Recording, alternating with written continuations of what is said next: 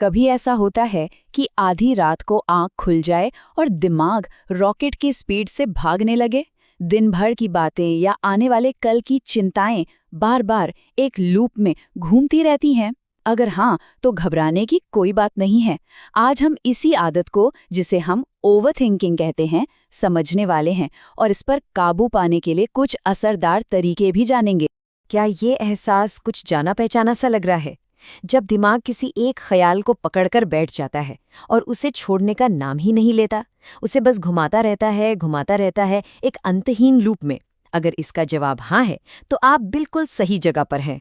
तो आखिर ये ओवरथिंकिंग है क्या भला? देखिए, सोचना एक टूल की तरह है। जब ये किसी प्रॉब्लम को सॉल्व करने में मदद करे तो इससे अच्छा कुछ नहीं। लेकिन जब यही टूल अटक जाए और एक ही चिंता को टूटे हुए रिकॉर्ड की तरह बार बार बजाता रहे, तो ये ओवरथिंकिंग बन जाता है। ये वो पॉइंट है जहां सोचना मददगार होने के बजाय हमें बेबस महसूस कराने लगता है। इसको ना एक मानसिक चक्रव्यूह की तरह सोचकर देखिए। इसमें भटक जाना किसी की गलती नहीं है, हमारे दिमाग की बनावट ही कुछ ऐसी है। लेकिन अच्छी खबर यह है कि जब आप इस चक्रव्यूह के पैटर्न को पहचान लेते हैं, तो आप इससे बाहर निकलने का रास्ता भी खोजना शुरू कर सकते हैं। तो कोई कैसे जाने कि वो इस जाल में है?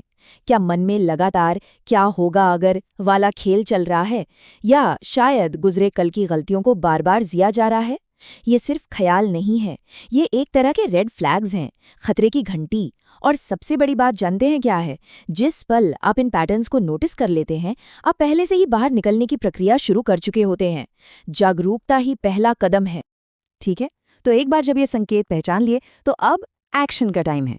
ये अपने दिमाग से लड़ने के बारे में नहीं है, बल्कि इसे समझने और इसे संभालने के लिए सही टूल से लैस होने के बारे में है। चलिए अपनी टूल किट की पहली परत खोलते हैं। ये रहे हमारे पहले 5 औजार। पहला, पहचानना, जिसके बारे में हम बात कर चुके हैं। अगला, उन्हें लिखिए। दिमाग से विचारों को निकालकर कागज पर रखने से ना उनकी ताकत कम हो जाती है। फिर वर्तमान पर ध्यान केंद्रित करें, जहां चिंता होती ही नहीं। चौथा, कंट्रोल करने की जिद छोड़ दें। ये एहसास कि हर चीज हमारे हाथ में नहीं है, एक तरह की आज़ादी देता है।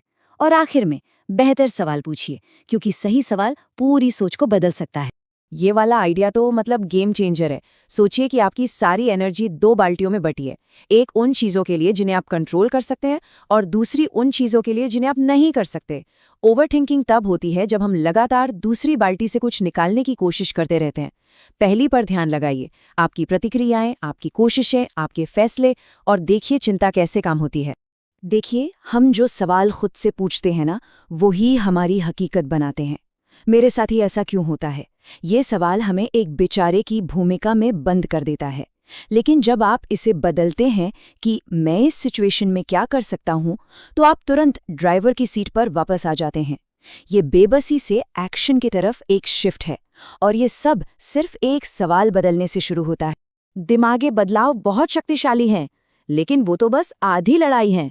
ओवरथिंकिंग के चक्र को सच में तोड़ने के लिए हमें अपने विचारों को एक्शन में बदलना होगा। आप सिर्फ सोचने से बाहर नहीं निकल सकते, आपको कुछ करना होगा। तो चलिए कुछ ऐसी ठोस आदतों पर नजर डालते हैं जो वाकई में फर्क पैदा करती हैं। ये हैं अगले 5 गेम चेंजर्स। शरीर को एक्टिव रखें ताकि तनाव भरी ऊर्जा बाहर निकल सके। स्क्रीन टाइम कम करें ताकि दिमाग को लगातार मिल रही इन्फॉर्मेशन से थोड़ा ब्रेक मिले। खुद से पॉजिटिव बात करें ताकि अपने अंदर के आलोचक को एक नया नजरिया दे सकें। परफेक्ट बनने की जिद छोड़ें, क्योंकि ये चिंता को और बढ़ावा देता है। और नींद को प्राथमिकता दें, क्योंकि एक आराम किया हुआ दिमाग एक मजबूत दिमाग होता है। ये सिर्फ अच्छी आदतें नहीं हैं, ये ओवरथिंकिंग के खिलाफ आपके हथियार हैं। ये एक बहुत ही सिंपल सा फंडा है। एक थका हुआ शरीर एक शांत दिमाग की ओर ले जाता है। अपने दिमाग को एक ऐसे छोटे बच्चे की तरह सोचिए जिसमें बहुत ज्यादा एनर्जी है। अगर आप उसे खेलने के लिए बाहर नहीं ले जाएंगे, तो वो घर में ही उछल कूद करेगा। व्यायाम आपके दिमाग को वही वॉक देता है जिसकी उसे जरूरत है, जिससे उसके पास चिंता करने के लिए कम फालतू ऊर्जा बचती है। हमारे सिर के अंदर जो आवाज चलती रहती है ना, वो शायद हमारी जिंदगी की सबसे पावरफुल आवाज है। तो आप उसे क्या कहने दे रहे हैं? हर बार जब कोई नेगेटिव ख्याल आए, जैसे मैं ये नहीं कर सकता, तो उसे जानबूझकर मैं इसे संभाल सकता हूं से बदलें। ये दिखावा करना नहीं है, ये दिमाग को एक नए, ज्यादा मददगार रास्ते पर चलने की ट्रेनिंग देना है। इसे दोहराते रहिए और आपका दिमाग आखिर में इस पर यकीन करने लगेगा। परफेक्शन की चाहत, समझ लीजिए कि ये ओवरथिंकिंग की बेस्ट फ्रेंड है। ये आपको यकीन दिलाता है कि अगर आप थोड़ी और चिंता करेंगे तो आप हर गलती से बच सकते हैं। लेकिन सच तो ये है कि प्रगति परफेक्शन से कहीं ज्यादा कीमती है। तो परफेक्शन के बजाय प्रोग्रेस का लक्ष्य रखें। एक अधूरा पहला ड्राफ्ट एक परफेक्ट खाली पन्ने से हमेशा बेहतर होता है। और हाँ, इस आखिरी पॉइंट को बिल्कुल भी हल्के में मत लीजिएगा, क्योंकि ये हर चीज की नींव हो सकता है। नींद। जब नींद की कमी होती है तो दिमाग का इमोशनल सेंटर ओवरड्राइव में चला जाता है, जबकि लॉजिक वाला हिस्सा ऑफलाइन हो जाता है। ये ओवरथिंकिंग के लिए एक परफेक्ट तूफान है। तो उन 7-8 घंटों को प्राथमिकता देना अपने दिमाग को शांत करने के लिए सबसे शक्तिशाली कामों में से एक हो सकता है। तो इन सब का निचोड़ क्या है? बात बस एक मजबूत एहसास पर आकर रुकती है। ओवरथिंकिंग कोई उम्र कैद की सजा नहीं है।